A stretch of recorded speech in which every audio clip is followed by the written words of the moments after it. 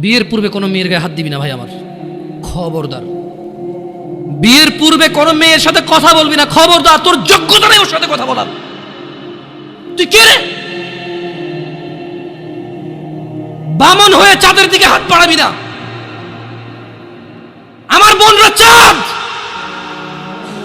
ওয়াল্লাহি যেদিন ইসলামী শাসন আসবে, যেদিন ইমাম মেহেদী আসবে, যেদিন ঈসা আলাইহিস সালাম আবার আসবে, ওনার বন্ধের উপর যারা হাত দেবে উনি হাত কেটে ফেলবে।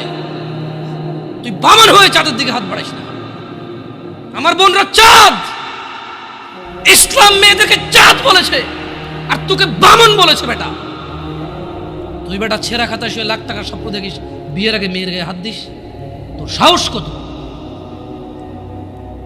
তোর সাহস কত? তুই জানিস না মুহাম্মদ সাল্লাল্লাহু আলাইহি সাল্লাম বলছে নেক স্ত্রী দুনিয়াতে যা আছে ওর চেয়ে বেশি উত্তম। তুই কি করে ওর গায়ে হাত দিস বিয়ের আগে? তোর সেই যোগ্যতা আছে বল? তোকে আল্লাহ জাহান্নামে ফেলবে, তোকে আল্লাহ জ্বলন্ত আগুনে নিক্ষিপ্ত করবে, তোর শরীর পচবে, তোর শরীরের গন্ধে জাহান্নামীরা থাকতে পারবে না। তোকে আল্লাহ এত নিকৃষ্ট শাস্তি দেবে কেন? কারণ তুই এত বড় জঘন্য কাজে লিপ্ত হয়েছিস।